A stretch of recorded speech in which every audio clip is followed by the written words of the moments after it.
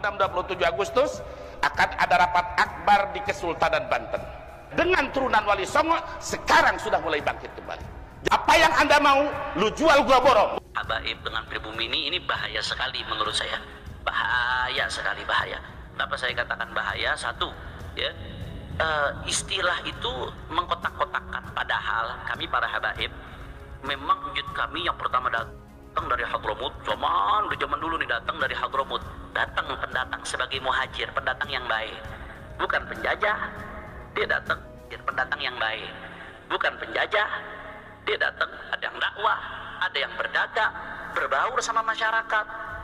Datang ada yang jadi aulia, keramat empang. Tapi mereka begitu datang nikahnya sama perempuan-perempuan pribumi Indonesia. Engkau ku hargai.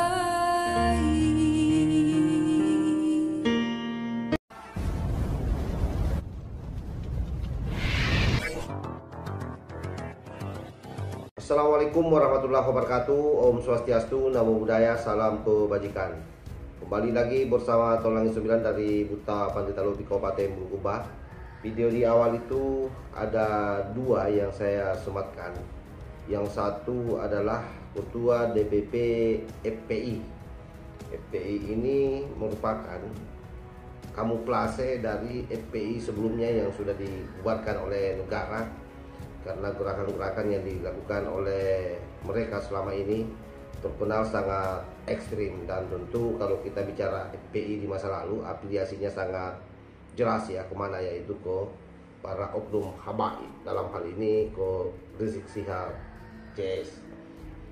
Nah, video yang kedua adalah Bung Hanif, dimana kita melihat dalam pernyataan keduanya ini, tentu kita bisa mengambil satu kesimpulan bahwa memang pada prinsipnya apa yang menjadi perdebatan hari ini terkait soal nasab itu sendiri membuat mereka ketar-ketir, seperti yang disampaikan oleh Buya Kurtubi yang dari Banteng, yang merupakan ketua DPP FPI, Front Persaudaraan Islam, yang dulunya adalah Front Perjuangan Islam. Itu kemudian terkonfirmasi jelas bahwa mereka sangat ketakutan dengan tesis yang dibangun oleh Kiai Imad, sampai-sampai kemudian membuat tantangan yang boleh jadi kelihatannya itu tanggal 25, 26, 27, dan itu pun sudah ada tanggapan dari Kiai Imad, dan bahkan berharap sekali agar dalam pertemuan tersebut ada satu sesi di mana Kiai Imad itu berdebat atau berdiskusi dengan perwakilan dari klan Ba'lawi atau dari Rabita Alawiyah. Ya, boleh jadi adalah Bung Taufik CS ya, karena di situ ada disebut namanya sebagai salah satu undangan. Nah, khusus untuk Buya Kurtubi ini, saya kira apapun yang disampaikan itu bentuk kepanikan sebagai orang yang punya afiliasi kuat terhadap oknum habaib, yang saya kira tidak perlu ditanggapi. Kenapa? Karena dari sisi nasab yang dia maksudkan juga tidak jelas. Pertama, bahwa Suryati Wali Songo melalui Kiai Haji Imaduddin CS itu sudah memberikan satu ketetapan berdasarkan tesis ilmiah bahwa Suryati Wali Songo itu tidak tersambung ke Ba'lawi. Terutama saya kira yang sudah dibahas sebelumnya di dalam salah satu pesantren, yaitu berkumpulnya Suryati Gunung Jati, dan menetapkan, dan bahkan itu sudah dirilis bahwa mereka tersambung ke Rasulullah tapi tidak melalui jalur Ba'lawi. Ya, ini mungkin salah satu yang membuat oknum ini kemudian meradang, karena merasa orang yang sangat dekat dengan klan Ba'lawi atau Rabita Alawiyah, karena dia adalah ketua DPP FPI. Ya, boleh jadi dia pesan badang untuk majikannya.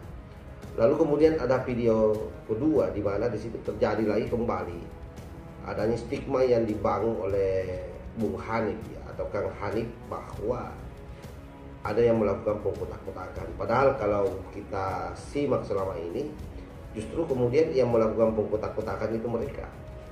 Salah satu contohnya misalnya adalah mereka dalam sistem perkawinan itu perempuan Ba'lawi atau yang dikenal dengan sebutan Sarifah itu tidak boleh dinikahi oleh pribumi.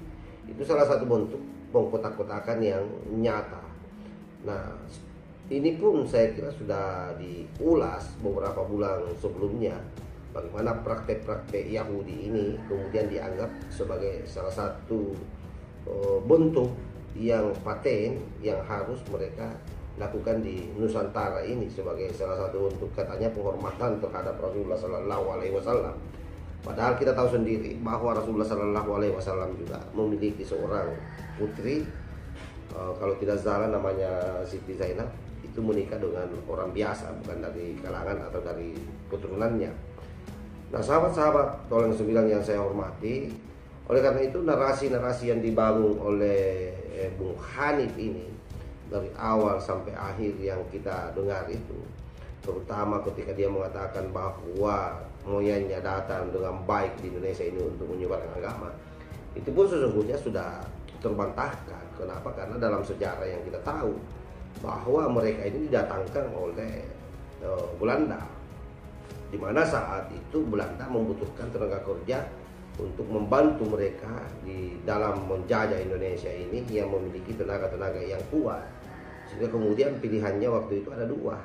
Kalau dia tidak didatangkan dari Timur Tengah, ya didatangkan dari India.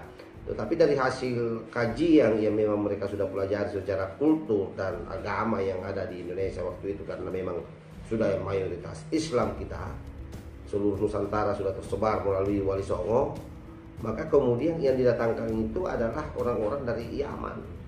Jadi dioplos itu tenaga kerja dari Yaman. Dan itulah yang terjadi, di mana kita lihat dalam sejarah sampai-sampai ada satu Habib yang dijadikan sebagai mufti Batavia waktu itu, yang namanya Habib Usman bin Yahya. Ya, saya kira semua tahu bagaimana fatwa-fatwanya yang kemudian menyulitkan para pribumi pada saat melakukan perlawanan ke Belanda, terutama rakyat Cilegon. Saya kira yang paling nyata di dalam sejarah. Sehingga klaim mereka bahwa mereka datang berdakwah, saya kira itu omong kosong, karena awalnya adalah mereka datang sebagai tenaga kerja Belanda, artinya membantu penjajah Belanda. Belum lagi bagaimana cerita-cerita di Aceh, seorang oknum Lambalawi yang kemudian berkhianat terhadap rakyat Aceh pada saat di ujung mereka sudah menang sebenarnya. Nah, oleh karena itu tentu cerita-cerita bangunan-bangunan cerita yang dilakukan oleh Lambalawi bukanlah sesuatu yang baru, bahwa mereka mengukuhkan nasabnya, mereka mengukuhkan keberadaan dirinya sebagai seorang pejuang, sebagai seorang penyebar Islam. Saya kira itu sudah tidak asing di telinga kita. Bahkan pada prinsipnya mereka mau menyatakan bagaimana sejarah daripada Wali Songo, bagaimana perjuangan para Wali Songo, ya sampai-sampai menganggap bahwa Wali Songo itu sudah terputus keturunannya karena berakhir di perempuan, katanya itu pun dia cangkuk ke nasabnya sebagai bahwa Wali Songo itu juga adalah Lambalawi, dan itulah yang menjadi polemik sampai hari ini karena dibantah habis-habisan oleh seluruh turunan Suryat Wali Songo.